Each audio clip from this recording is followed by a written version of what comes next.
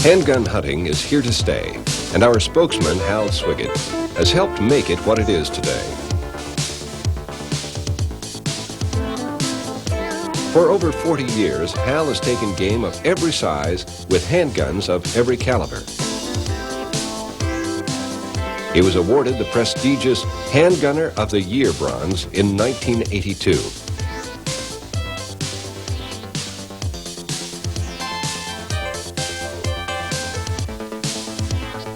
A shooting and media consultant to Pachmyer Limited's extensive handgun hunting research and development program, Hal has come to Pachmyer's California headquarters with our guest commentator, J.D. Jones, another noted pioneer in handgun hunting sports.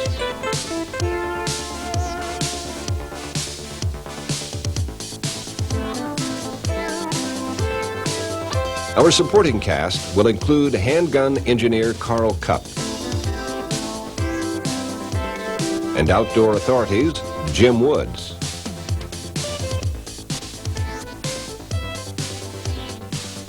Steve Comas.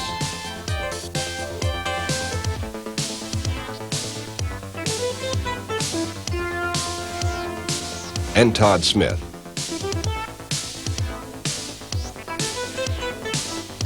We'll meet world-renowned handgun hunter Larry Kelly as he guides us through the unique Handgun Hunters Hall of Fame.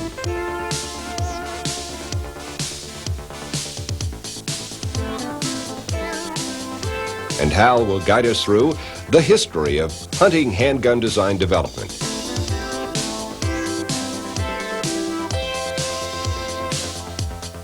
I've asked J.D. Jones to come and look at the clips of this film as we put it together because J.D.'s probably the best-known handgun hunter that there is in North America today. Maybe between him and Larry Kelly, they're the top two.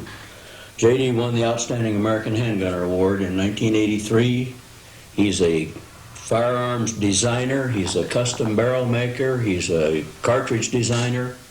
He's a hunter. He builds a cartridge and a gun, then goes out and proves its effectiveness. Throughout the history of gunpowder, shoulder arms have been the hunter's first choice for taking game. Yet, all during the centuries, men have often gathered food with the handgun.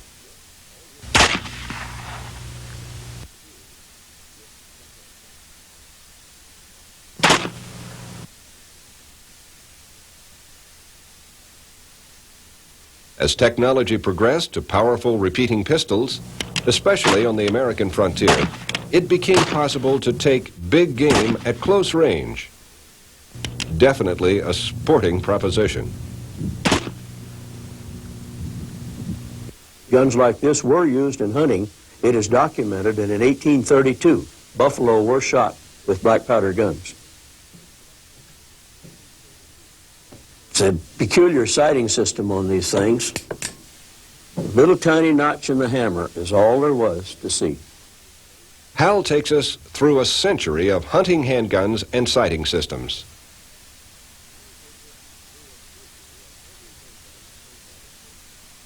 And it's just a little tiny notch right down the top to a rounded blade up in front. Nothing very precise about it at all. This is a new century Smith & Wesson, commonly known as the triple lock. Not very many were made. This was the transition from black powder to smokeless powder. The three locking points were here, here, and then here, inside of the recoil shield. This is the gun that Elmer Keith used, the model, not this particular gun, to develop the .44 Magnum load, which is what really brought handgun hunting into being. Sights still were very crude as before. No way for really accurate shooting, yet some fantastically accurate shooting was done by Ed McGivern and men like that. And this is the one that brought handgun hunting up to what it is now, started the whole thing. Model 29 Smith & Wesson that Elmer Keith talked Smith & Wesson and Remington into building because the gun without the ammunition wasn't worth anything. Remington agreed to build the .44 Magnum cartridge. Smith agreed to build the gun that would shoot it. They're good, clean sights. They've got a white outline notch on the back. It's grooved down the top of the barrel for no reflection. It's got a ramp up in front with a red insert.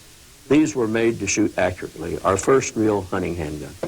We're back into single-action revolvers again. This is a Colt, similar to the one you saw earlier, just a refined, more modern version, made for smokeless powder, has good sights on it, a stronger cartridge by reason of the smokeless powder, but it's still like a 50 to a maximum of 60-yard gun. It's simply not up to a 44 Magnum. Was never intended to be, let me add that. This is a custom Ruger. It started out as a Ruger Super Blackhawk. Then it's customized by Magnaport up in Michigan. He calls this one the Magnaport Stalker.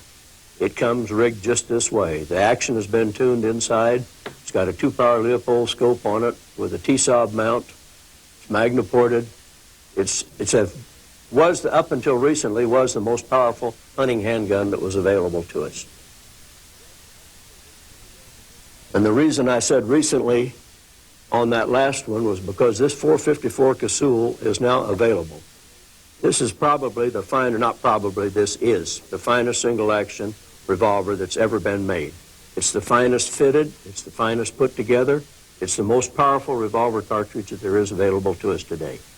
This gun is being used in Africa now on hunts. We were talking about 44 Magnum and the 454 Casull. This is the standard factory 240 grain load. This is the 454 Casull. This one has a 300 grain bullet moving at almost 1,900 feet a second out of the muzzle. This one is a 240 grain bullet. This is another customized one from Magnaport Arms, but it's 4 5/8 inch barrel. It's Magnaported. It's matte finished, very finely tuned inside. It is a hunting handgun. In fact, it's called the Magnaport Predator. The difference mainly here is in the sights. We're stayed with open sights, just the traditional handgun sights. This is another 44 Magnum Ruger Super Blackhawk. This one was customized by Trapper Guns, also up in Michigan. It's very finely tuned inside, it has an excellent trigger pull, and it has very distinctive sights.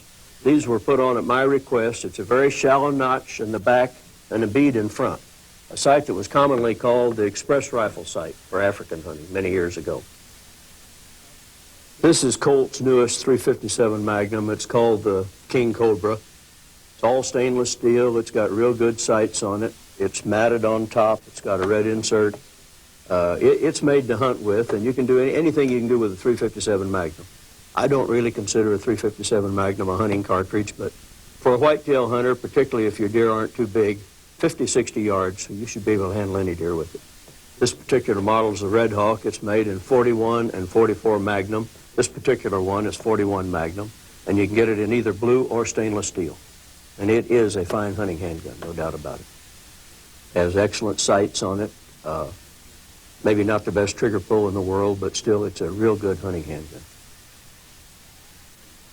This is Dan Wesson's biggest revolver. They make it in other calibers. This particular one is a 357 Remington Maximum. This caliber, I guess, wins more silhouette shooting prizes than all the others put together. Dan Wesson makes these in, not this model, but guns from 22 clear through 44 Magnum. They've done real well in silhouette shooting, which means obviously they're also excellent hunting handguns. This is Thompson Center's Contender single-shot pistol, the pistol that made long-range handgun hunting possible. The interchangeable barrels, of course, are the secret of its success. Obviously, we removed the screw earlier for the sake of photography, but to change barrels, you just simply open it up, drive this pin out, lift this barrel off, put any other barrel on it that you want. And they've chambered it over the years for almost all of the rifle cartridges up to 35 Remington. They never went into anything more powerful than that. This is still a Thompson Center Contender frame, but J.D. Jones at SSK Industries just picks up where they leave off and goes on into much heavier cartridges. Of course, he chambers for any of the standard cartridges too, but his specialty is in this one that he calls hand cannon. And this is basically real big cartridges, as you can see these down here. This particular gun is his 375 JDJ. This is a 270 grain Hornady bullet here. the same gun bullet that you'd shoot in a .375 H&H Magnum. Goes and it's around, I think it's around 2,200 feet a second, as I recall it, on that one. This one is a 45-70. This is the 500 grain. This is a Hornady bullet here, too. 500 grain, the same bullet that you'd shoot in a .458 Winchester Magnum. This same gun in 45-70 kills the same game in Africa that the .458 Winchester Magnum shoots. This is a 300 Savage, which I have a J.D.J. Jones barrel for that, too. This particular bullet's 165 grain Nosler ballistic tip. This particular load, which I don't believe in quoting loads, even in print, consistently shoots 3 shots and a half inch at 100 yards. And it's done it in other people's hands besides mine. Just to show you the difference in the size, this is a 44 Magnum here beside it. Yet these are handgun cartridges. Now, J.D. brought a few guns along today, and I brought a few extra just to show some of the things that are used in hunting handguns. The reason I brought this one along, it's an old Harrington Richardson Model 999 Sportsman, and one of those black and white stills that was shown earlier in the film was made of me over 40 years ago on a trap line in which I was using one of these, only it was nickel-plated. Let's take a look at that automatic that you brought. That looks kind of unusual to me. That's one of the early efforts at scoping a handgun, isn't it? Yeah, it's just a plain old Star Model B 9mm pistol. J.D. is a designer of hunting handguns and scope mounting systems. He joins Hal to amplify the uses of hunting handgun optics up to the present. Neil custom built a mount for the slide. I took it back and Harold Klein made it shoot. And we just took it from there. That thing's killed a wagon load of varmints. A lot of people think that scoping hunting handguns is a new device. It really isn't.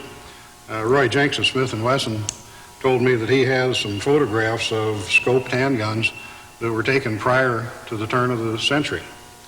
Now, iron sights have their place in hunting, as do scopes. The iron-sighted guns are perfectly capable of accuracy and good hands for hunting up to perhaps 100 yards under optimum conditions. The reason for scopes, of course, when you get to Hal and my age, you can't really see sights as well as you used to. And scopes are a very definite help. They're also a great deal of help in utilizing the accuracy potential of the guns that are now available. Some of these single shots will shoot well under an inch in 100-yard groups. J.D. has pioneered in designing mounts for heavy-duty use on today's powerful pistols. And here's a new type that we've just started fooling with. And by the way, we have the new Bausch & Lomb 4-power pistol scope, which I think is probably going to be the best pistol scope that is going to be on the market very shortly. But this mount utilizes a steel base, 6 screws, and Kimber rings, and we can put as many as 4 Kimber rings on a scope, although 3 are fine. And the XP100, we use a modification of the same basic principle. We found that the standard mounts on heavy recoiling custom XPs just don't stand up. The screws aren't big enough. Many of them can be modified, some of them can't be. But here again, on a hard-kicking gun, you have to have proper support to the scope, proper strength in affixing the scope to the gun, and enough clamping surface to keep it from sliding. I've always encouraged the use of scope, not to increase the distance, because these guns, revolvers, handguns as we originally had them for hunting, are still limited in their range. But with a scope, you can actually put a bullet where you want to. With iron sights, there is no way. In the shade, an animal under a tree or in the brush, late in the morning, late in the evening, early morning, anytime the light isn't good, you don't have a chance with iron sights because you're not going to be able to see it the same. Even in bright sun, the sun on one side of a front sight will give you a different picture than if it's on the other side of the front sight. So scope, you've always got the same one, and you can place your bullets better, and that's the reason I've always encouraged the use of scope on a handgun. Now, in addition, If you're looking at an animal through a scope, it's a lot easier to see intervening brush, branches. Amen. And the scope has probably stopped me from pulling the trigger more than it's caused me to pull the trigger, because I've just backed off an awful lot of shots that I couldn't take because of intervening brush. And I'd have never seen it with iron sights. And when you're hunting particularly big game, you owe the animal a fair break too.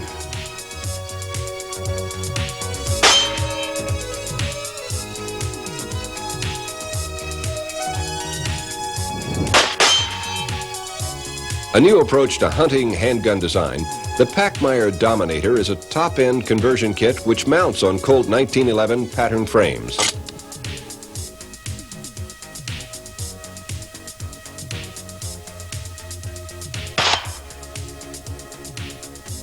It makes a single-shot pistol that can handle rifle-class chamber pressures. Recently, I've been evaluating the latest model of Pachmyer Gunworks Dominator conversion. We fired it on silhouette layouts like this one, but more to the point, in the field on live game. American gun builders are working hard to build the demand for pure hunting handguns. The Dominator is a design that emphasizes both ballistic power and safety. On the zeroing range, Hal finds the Dominator easy to sight in.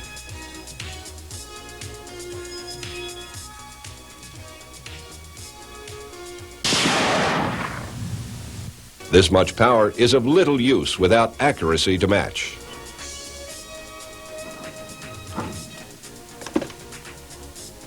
That's enough of the basics. Let's get to some hunting.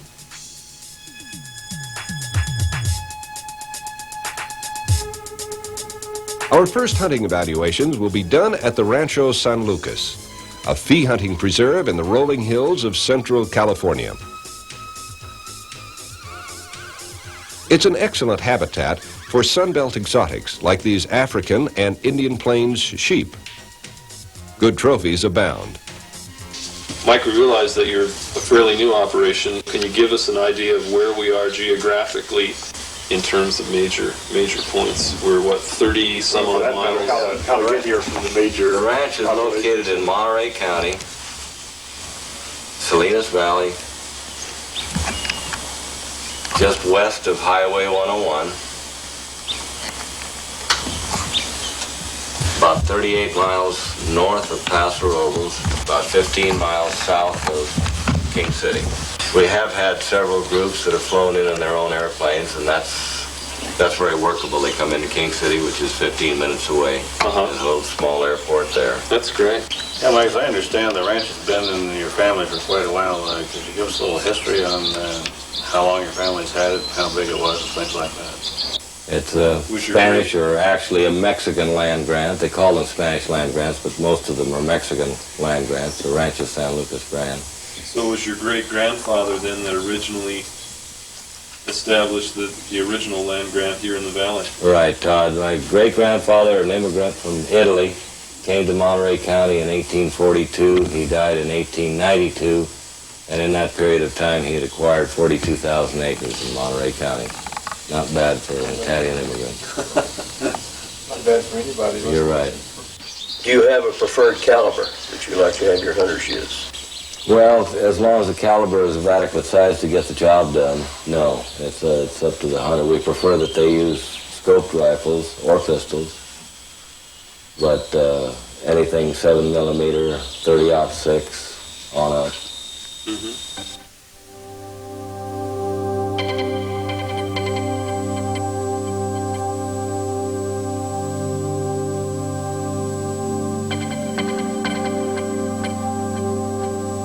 Jim Woods glasses a big Angora ram.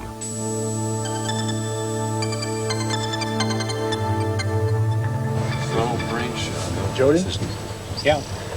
What's the chances of getting up there and coming down through that brush? Would you rather do that? Yeah, we can do that.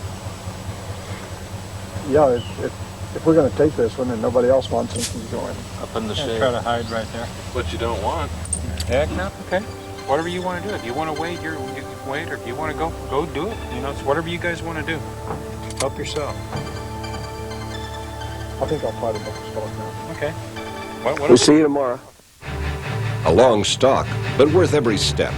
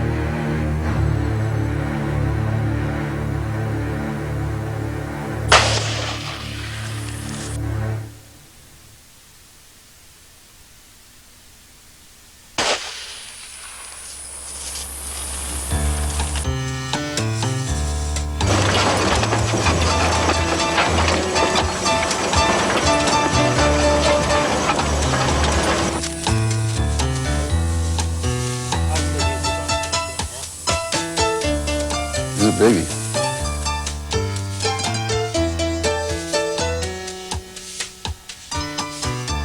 Hal, what was Jim using on the Dominator and that long shot?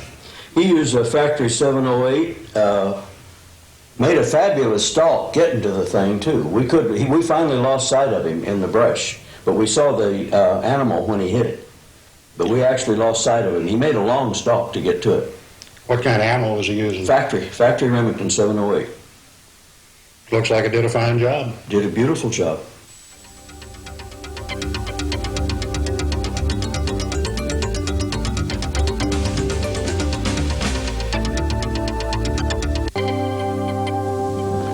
An excellent Corsican ram turns up by surprise.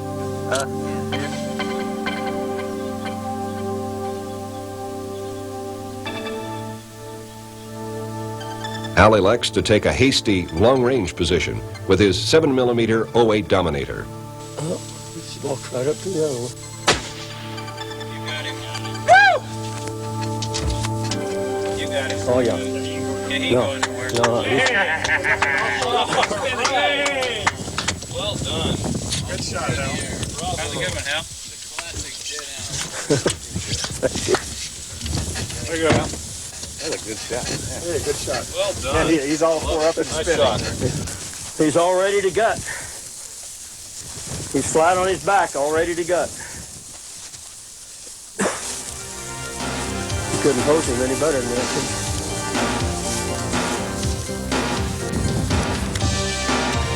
Yeah, go like that.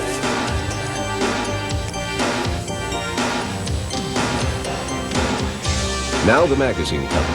Yeah, then get Jody. Smile. In the outdoor book game, one ram can equal 4 colorful hunt stories. Hal, that looked like a perfect heart shot. That was a perfect heart shot, J.D. I certainly didn't deserve it. That sheep was farther away than... Well, I didn't have a good position to shoot from, and I was shooting in a hurry, and I had a camera looking at me and several other people, and I openly admit I didn't deserve the shot, but yes, it did. It just completely blew his heart up. Well, he gave that usual blind run until he fell. A little short run. He just ran, I don't know, maybe 25, 30 yards or something, just a little circle. Came around, flopped over, 4 feet up in the air and kicked, and was laying there with his legs spread out ready to gut when we got up to him. Typical of a heart shot. Yeah.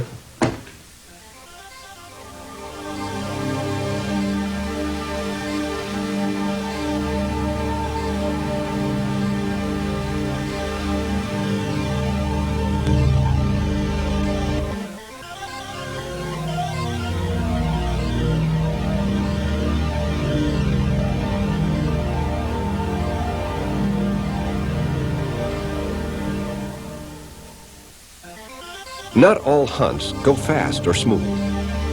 Carl Cupp's ram was a test of endurance as well as handgun marksmanship.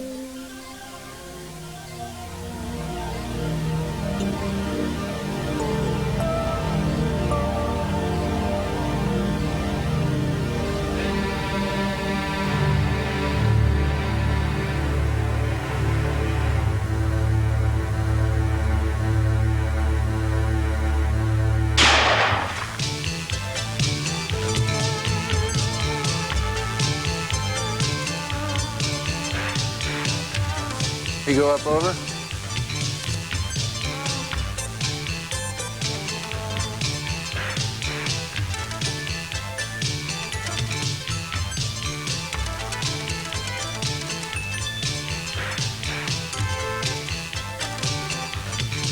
Carl holds his fire here. There's a roadway beyond this hilltop. Yeah.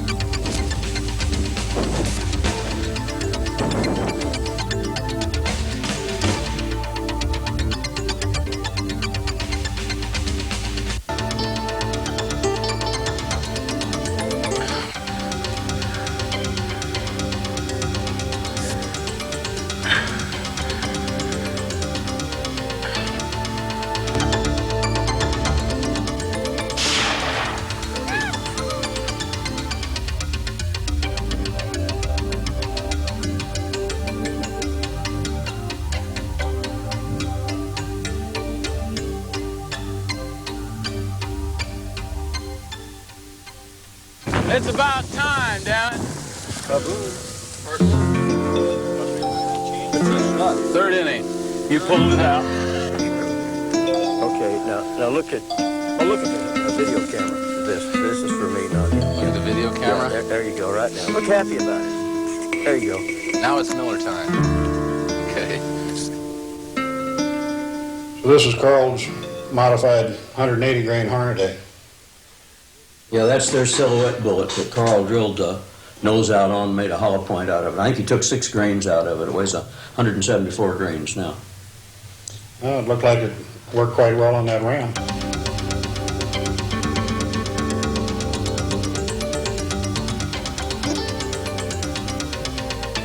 Steve Comas is testing the .223 caliber. With this lighter load, he goes in close and improvises a forked stick rest. A lightweight, fast-stepping bullet like this may go completely through a game animal at this near range. It does, and Steve has to follow up his Angora ram in the thicket. There's many people think that you have to have a bullet expand and stay in an animal, and that's fine if you can get him to drop where you can see him fall. But if he doesn't, you've got to have a hole on the other side to have a blood trail. Those entrance wounds just don't bleed. They don't bleed. Al, I don't think you've seen this piece of film before. This is Blackie Sleva hunting blackbuck. You remember he's the fellow we hunted groundhogs with up at my place last spring. And he makes a terrific running shot here, which just proves that if an individual is skilled enough and knows his business well enough, he can make running shots on moving game. And seeing that in the film here, seeing him do that, I mean, yes, I know, and I know you do it a lot too. I have never believed in running shots at game, but I know some. Now, if an animal's crippled, yes, I'll shoot at him. I don't care which direction he's going, which way he's facing, or what else. But if he's not crippled, I myself just have a problem shooting at a running animal. But I see what he did here, and it's a perfect shot. You couldn't place it better if he'd been standing still, somebody drawn a circle around it. But I watched him shortly after this particular hunt that you filmed there shoot one. In fact, I was guiding him. Turned out to be 195 of Blackie's steps, and what's Blackie, 6'1" maybe? Yeah, about that. Maybe even a little bit taller. They were good, honest yard steps, and it was 195 steps. And he placed one of those same 220 grain bullets out of your 375 JDJ exactly on the hair that he had told me he had hit. before we got over to the animal. So I know the man can shoot, whether it's running or standing still. Well, there's no doubt about it. Blackie's good. We can't talk after we leave here. No, don't even say anything, because up here, pigs hear 7 times better than man, and they won't come in. So we can't say nothing. Unless you just barely whisper to the guy. But no talking at all. And the less movement you do, the better off too. Once we get up in there, we get set down up there. We can drive right up to where we're going to sit almost. But those crazy things won't come in. If there's any movement or any talking, they won't even come in.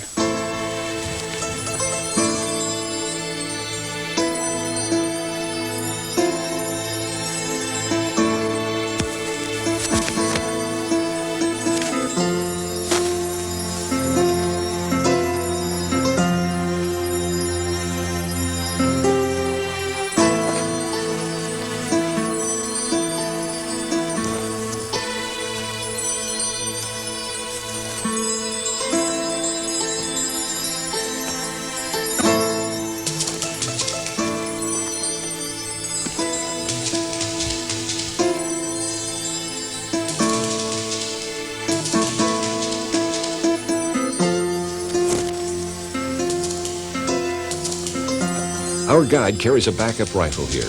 A wounded or scared boar is a serious threat in thick bush.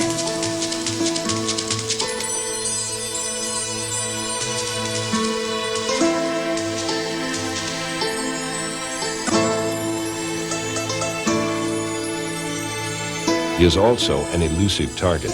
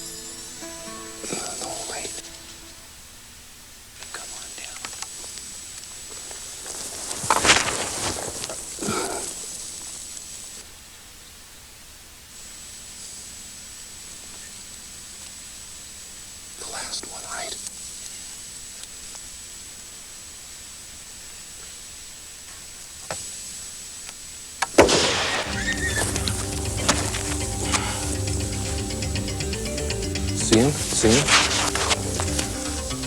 Him, you're gonna stall her if I see him again.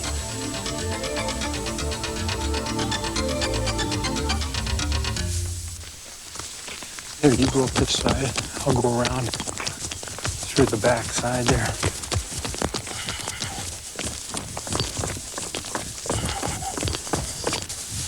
What's he doing? Great. Let him tear your leg off. How did he hit that pig or just scare him? Well, depending on where you count where the pig starts. The bristles stick up probably that far, and I think he hit right here at the bottom edge of them. Because you can see dust coming out of the hair, but I'm not sure he actually hit the pig. Probably had a bunch of mud in the hair. Had Todd ever shot that gun before? So far as I know, he hadn't, I had not either, until we didn't even see the guns until that day. And in all fairness to Todd, the sun was down, it was already getting dark, and it was an impossible shot to start with. So he certainly don't have to feel bad because he didn't get his pig. Development engineer Carl Kopp explains the technical side of the Dominator conversion to the evaluation team. There's really no reason for a bushing wrench, okay, other than to tear up good-looking 45s. And we came up with this thing. It's made of super tough nylon, makes a great swizzle stick, and I use it... Tongue depressor.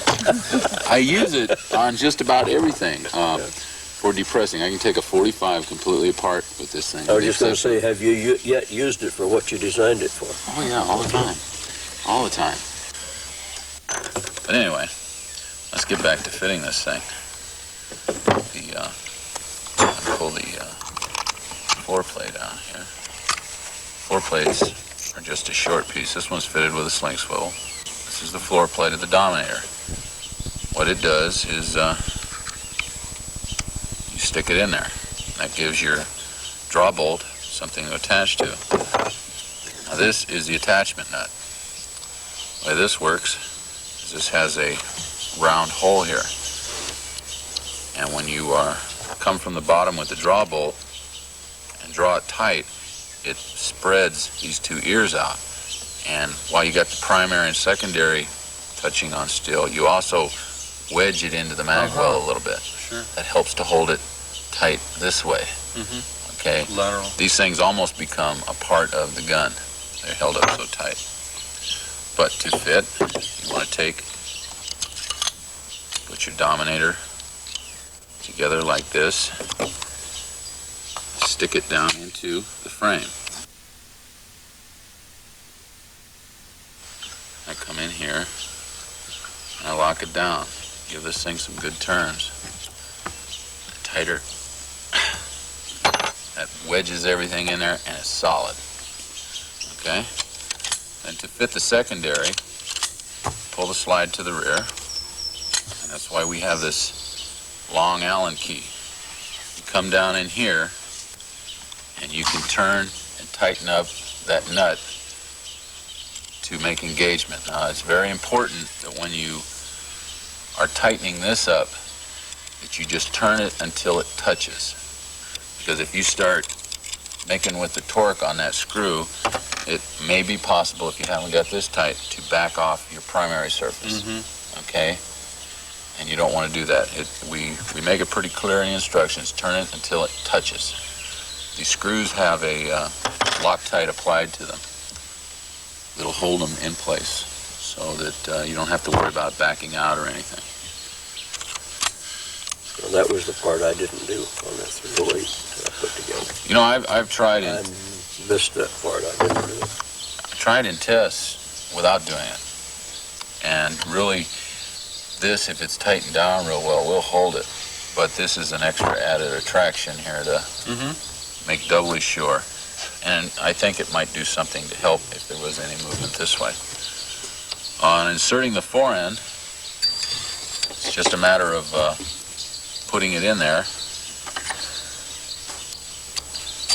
and putting in the slide stop, like so.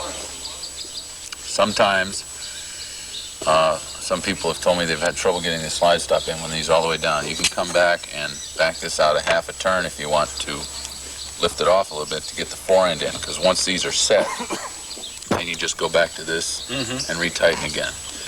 And the forend is in there. Then you make sure that it operates back and forth, that the bolt opens, and you check the safety. This is our hammer block safety. This is a automatic safety that we applied to it as an extra safety feature. It works in the opposite direction of the regular thumb safety on the frame. And what you have to do before you shoot the gun, you have to lift this all the way up. We have a little neat red dot that we add there to let you know. And we've moved it all the way over to one side so that you don't see it until it's completely out of the way.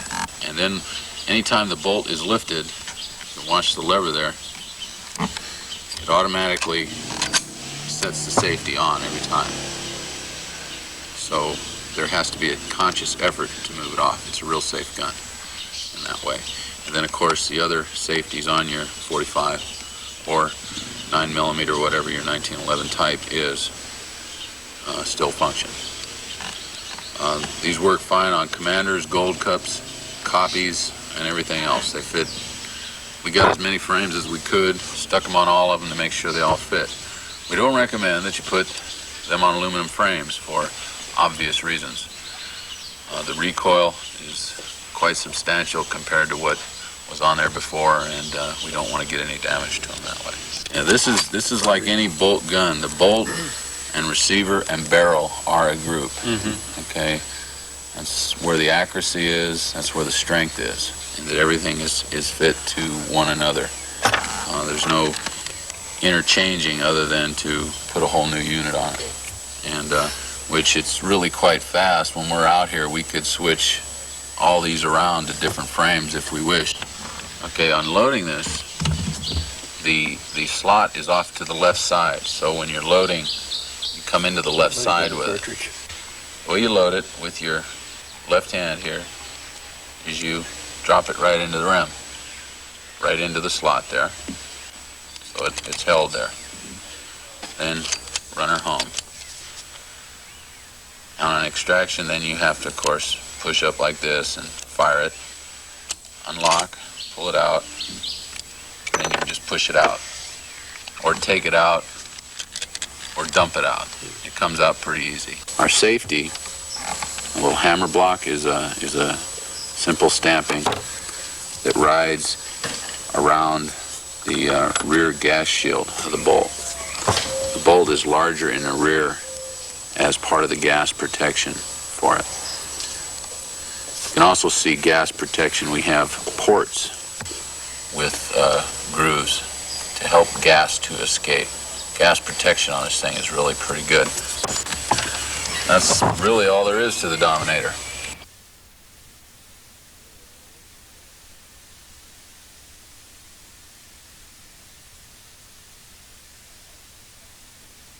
After the California segment of that hunt, we decided to move on to Texas and try it on something else. Plus, we wanted a little more actual experience with the Dominator and with some hand loads in the 708.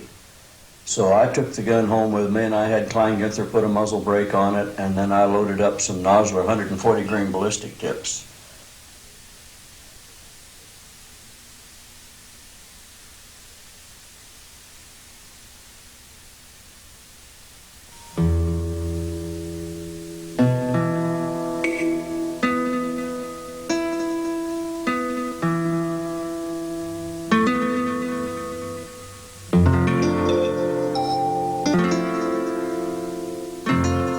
A leader among American fee hunting layouts, the Wyo Ranch is a world-class Sunbelt habitat.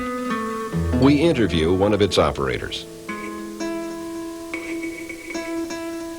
We're in the lodge of the Wyo Ranch and have with us Walter Schreiner. Walter is one of the owners of the Wyo. The Wyo has been owned by the Schreiner family since 1880. Walter, would you tell us how you folks got into the exotic game business and started your hunting? Well, it dates back to the mid-1950s, Hal, and we had a 7-year drought here that just practically wiped the ranch out. We had to move all the cattle off the ranch, and we had a tremendous amount of white-tailed deer, and my dad was already offering some white-tailed deer hunting to some of his friends and business clients, and it seemed only natural to start putting exotic game on the ranch and hoping to be able to breed enough of them to hunt them one day. My uncle had a few black buck antelope on the Black Bull Ranch, and then there was a few down the Patio Ranch, so he just bought a few and just kind of experimenting, hoping to be able to hunt them one day.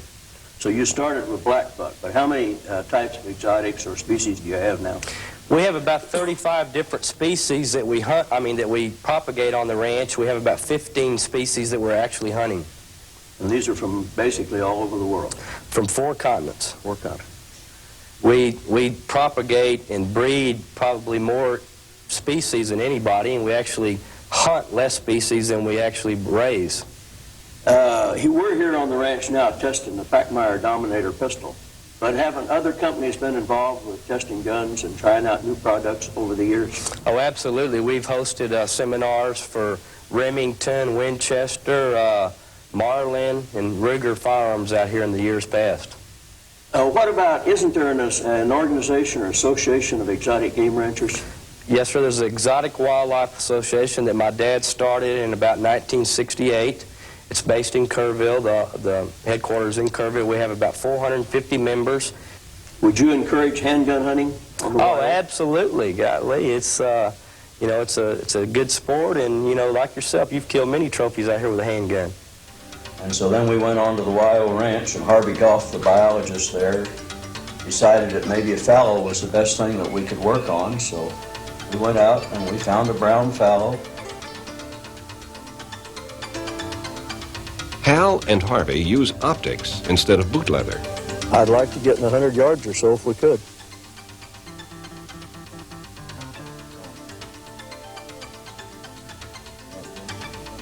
Let's go and try it. Let's go try to get him right now. Try to shoot him from here. He's a good one. Until they spot a prime fallow deer.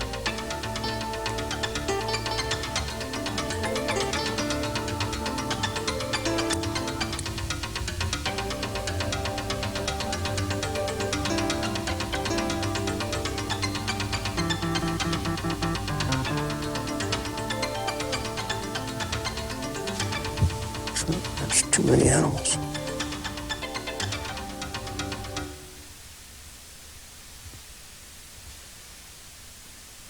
He's not clear yet. There's one behind him. Okay. More coming. Okay, he's clear. Too many. Nothing coming. Too many animals. Okay.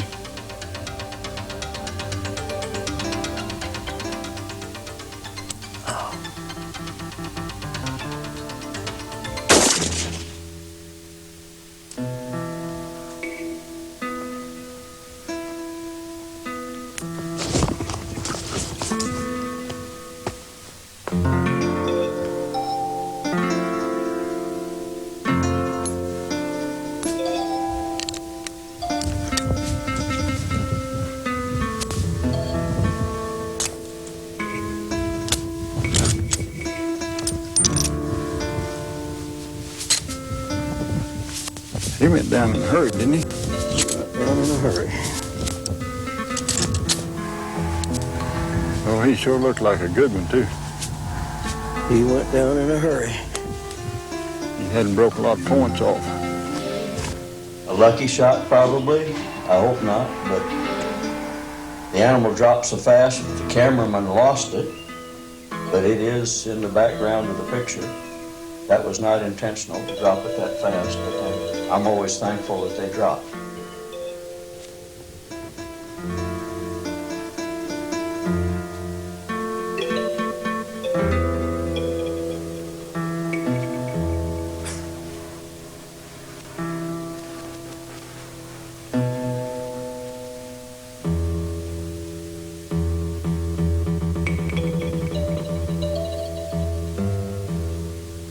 Nothing wrong with that.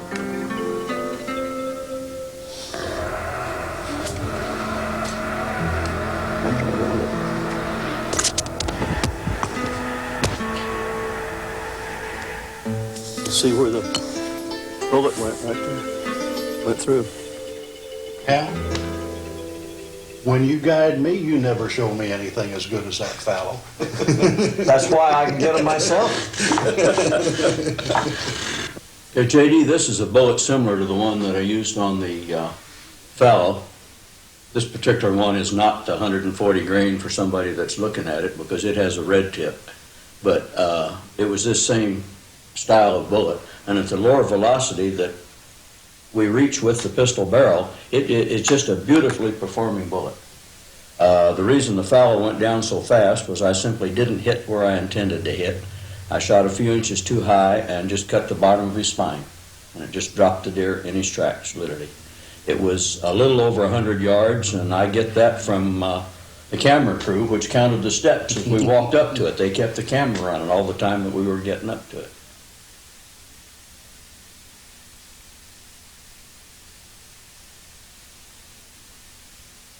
The enormous national enthusiasm for handgun hunting has fostered the growth of specialty firms like Larry Kelly's Magnaport International and its companion public service organization, the Handgun Hunters Hall of Fame, which features major world hunting trophies taken solely by handgun hunters.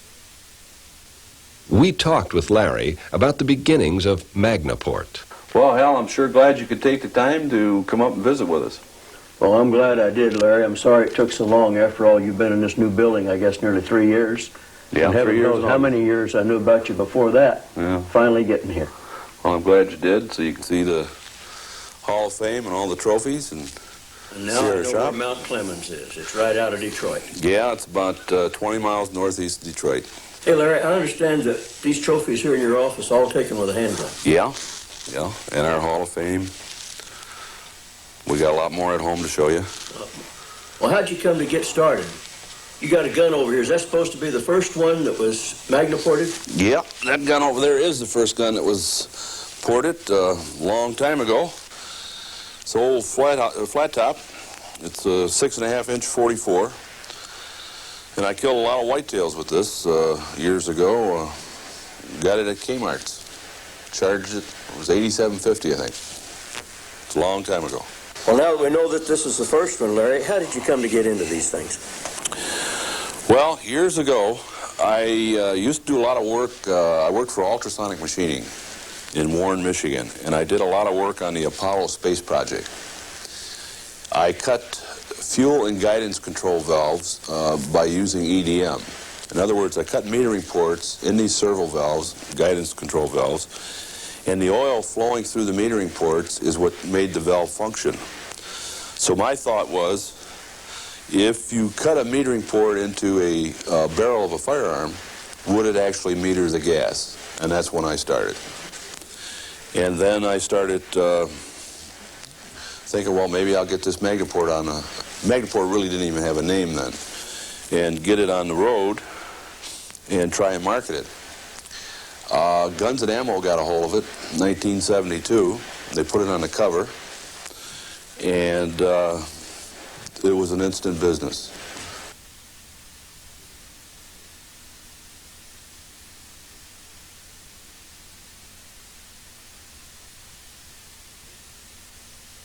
Daily deliveries of Hunter's handguns arrive for custom work from throughout the United States and overseas.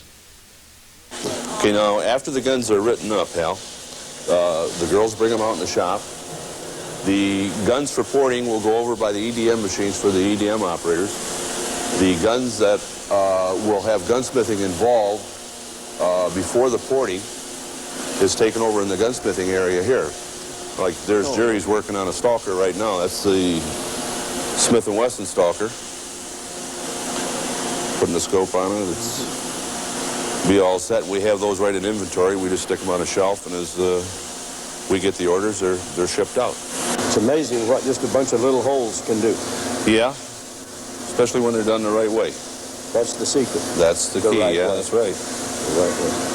Well, they do a double job. They cut back on the recoil some, but particularly they hold the muzzle down. On the muzzle jump, That's right. the primary thing, really, isn't it? Right. On a 44 gun, 44 Magnum, you'll get about a third in muzzle jump reduction, 15 to 35% in the felt perceived recoil, depending on the loads. I was going to come pretty close. I was going to guess about 20% reduction in recoil. Right. So I hit right in the middle of it. But you know, a lot of people think we just port handguns. We also port rifles, shotguns for 15 years.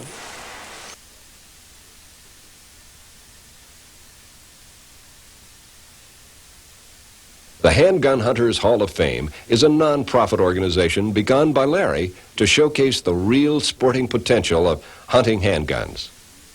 Many of these animals are top trophies in any class, rifle or pistol. Larry, this looks like your Handgun Hunters Hall of Fame bronze. Yeah. What is the requirements or qualification? How does the man win that? Well, it's for the best trophy animal taken with a handgun in fair play, fair chase. And this is the third year that the award will be given. And it's given by the Handgun Hunters Hall of Fame and Museum, which is a non-profit organization, and the purpose is to promote, first of all, promote the sport of handgun hunting, but also hunting and conservation education. And we hope to work with the children, the younger generation that's coming up. That's where it all is. Right. Simply got to get to the young people. Right. A lot of kids come from an environment where the mother and father, they don't hunt, they don't understand hunting, and they'll grow up with the same opinions as their parents. So what our goal is to change that. We have the Cub Scouts come through here, the Girl Scouts, the Boy Scouts. We have old age homes come through here. We had the Michigan Abrasive Society come through here. And people come in here and spend hours just looking at these animals. I really want to thank you for donating this oryx to the Handgun Hunters Hall of Fame and Museum. Glad to do it, Larry, because actually this is where it belongs. Well, good. I understand this one killed a ranch hand. Killed a ranch hand down south of San Antonio. Caught him away from his pickup one night. And, of course, they didn't find his body till the next morning because they thought the man had gone to town. And the rancher was a little unhappy that he'd gone off without telling him when he left. But the next morning, when two other hands came in from town, they commented on the fact that he'd gotten to work early that morning. The rancher said, no, hadn't seen him yet. And he said, well, his pickup's down by the tank. And that's when they started looking and found the body. He'd been killed the afternoon before. Jeez. The Oryx had torn every stitch of clothes off of him, torn his shoes off, everything was gone. We found his belt buckle, had 2 holes in his belt buckle from the horns, and the ground was just all scratched up where the animal had obviously gotten on its knees to get its horns under him to hook him and throw him some more. Wow. It tore up an area maybe 30, 40 yards in diameter, just flattened out all the brush and everything. Well, I think that's the only animal we got in here that's actually killed a man. Well, that's certainly the only one I've ever killed that had killed somebody, and I was asked to go kill him after that happened. Well, Hal, it looks like you got something here to show me. Yeah, I brought this up. This is I was going to say a new holster, but actually it's newer than that from Safari Land. It's a prototype, one of a kind at the moment. I think one of its claims to fame is a quick-release silent opening device here that should work out real well. Mm-hmm. Well, you know what impresses me right off the bat? It's not leather. I find leather holsters very noisy in making a stalk. The brush rubbing across, and then they're usually rigid, where this will fit the contour of the body, and it's much quieter for hunting. And it's real light. Yeah. Very light. No, that's a excellent holster. I'm anxious to try one. Mm-hmm. This particular one is made for a short barrel. I say short because it's a 10-inch Pachmyer Dominator. The one that I was using in the film was a 12-inch version. What about this big elephant, Larry? What'd you kill that with? That's with one of our stalkers, 44 Magnum. I used the J.D. Jones SSK 320 grain hard cast bullet. I shot him in the heart, 2 shots, and one of them penetrated the heart. It's the first elephant that I've shot in the heart or body area. They've all the other ones have been brain shots. I was going to say you had shot other elephants before you. Yeah, I shot 9 elephants and 5 of them are with the handgun. I believe I've taken 3 elephants with the 44 and the other 2 are with the 375 JDJ.